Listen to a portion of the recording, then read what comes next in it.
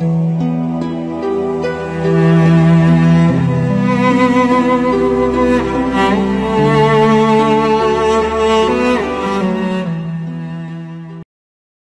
မ်းပြည်နယ်မြောက်ပိုင်းကိုခိုင်မြို့နယ်နမ်ဖတ်ကာပတ်ဝန်းကျင်မှာစီရဲလှုပ်ရှားနေတဲ့စစ်ကောင်စီတပ်တွေဟာစွန်လုံကျေးရွာကအိမ်ထောင်တဲ့အမျိုးသမီး2ဦးကိုကူထစ်လက်ရောက်လင်ပိုင်းဆိုင်ရာစော်ကားကအဓမ္မပြုကျင့်မှုရှိခဲ့တယ်လို့သိရပါတယ်။ခလာရ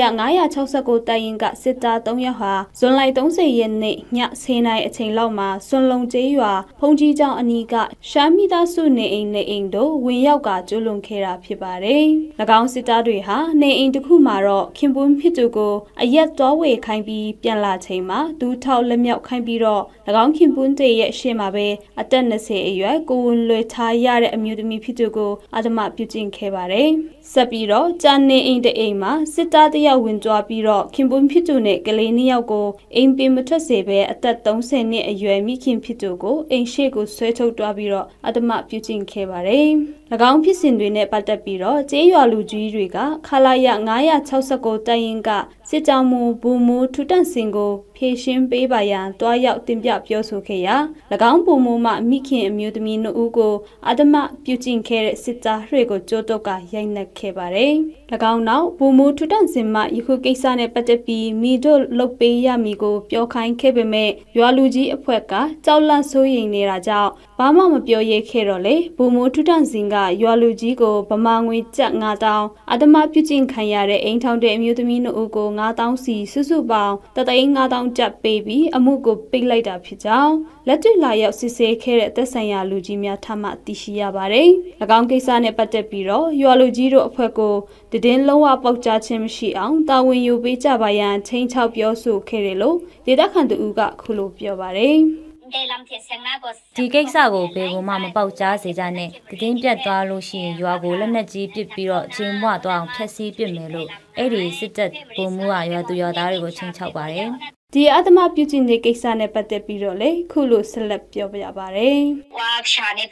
အိမ်အိမ်မှာတော့ခင်ပွန်းနဲ့ကလေးတွေကိုအိမ်အပြင်မထွက်ခိုင်းဘူးထွက်လာရင်တနက်နဲ့ပြစ်မယ်လို့ချိန်ချောက်တယ်ဇနီးဖြစ်သူကိုတော့အိမ်ရှိဆွဲထုတ်သွားပြီးတော့မတိန်ကျင့်လိုက်တယ်နောက်တအိမ်မှာတော့ယောက်ျားကိုအရက်ဝဲခိုင်းပြီးပြန်အလာမှာဒူးထောက်လက်မြောက်ခိုင်းပြီးတော့သူ့ယောက်ျားရှေ့မှာပဲမဖွေးမရကင်သေးတာတွေပြုတ်လုပ်ခဲ့တယ်၎င်းခလာရ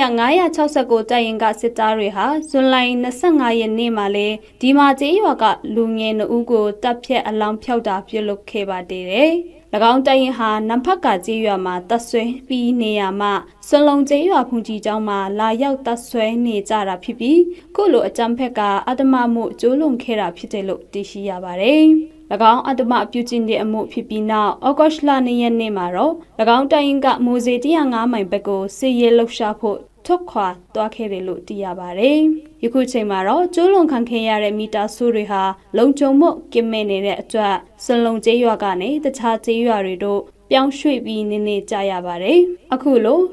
မိသားစုအိမ်ချမ်းကိုထားခဲ့ပြီးအခြားကျေးရွာတို့ထွက်ပြေးတိမ်းရှောင်နေရတာကြောင့်မိသားစုစာဝတ်နေရေးနဲ့အခြားအခွင့်အလမ်းတွေများစွာဆုံးရှုံးရတာမကပဲလူရှိသူရှိတောင်မထွေရတဲ့စိတ်ဝေဒနာခံစားနေကြရတယ်လို့သိရပါတယ်။စစ်ကောင်စီတပ်တွေဟာလက်နက်အားကိုပြီးပြည်သူတွေကိုအနိုင်ကျင့်စော်ကားတာတွေကိုယ်ဆောင်မိခင်တွေပါမကြကိုချီလက်ရောက်အဓမ္မပြုကျင့်တာတွေကျိုးလွန်နေတာဟာကမ္ဘာစစ်ရာဇဝတ်မှုကထင်ထင်ရှားရှားချုပ်ဖောက်နေတဲ့တက်တယ်တွေပဲဖြစ်ပါတယ်။ခုလိုစစ်ကောင်စီတပ်သားတွေကကျွန်တော်တို့တိုင်းသားပြည်သူတွေကိုယွန်ရှာဆက်စုပ်ဖွယ်ကောင်းတဲ့လုပ်ရက်တွေပြစ်မှုတွေကိုကျိုးလွန်နေကြတာဟာကမ္ဘာစစ်ရဲ့ဥပဒေကိုချိုးဖောက်တာဖြစ်ပါတယ်။ဒါကြောင့်စစ်ကောင်စီအဖွဲ့ကိုကမ္ဘာစစ်ခုံရုံးမှာပြစ်ဒဏ်ချမှတ်နိုင်ဖို့အခုချိန်မှာပြည်သူလူထုတရက်လုံးက၎င်းတို့ရဲ့လုပ်ရက်ဆိုးတွေအချက်အလက်တွေကိုတက်တဲ့အနေနဲ့ထိမ့်သိမ်းမှတ်သားထားကြဖို့လိုပါတယ်။လူမျိုးကြီးဝါဒကင်ဆွဲထားပြီးတိုင်းသားလူမျိုးတွေကိုအနိုင်ကျင့်အုပ်ချုပ်တာတွေဖမ်းဆီးတပ်ဖြတ်တာတွေ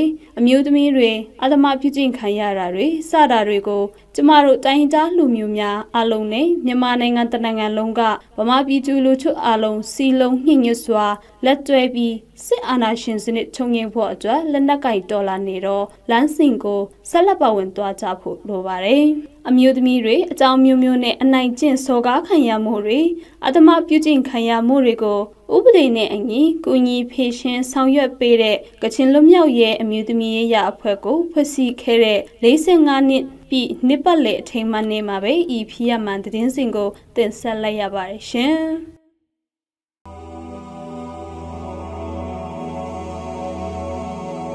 ်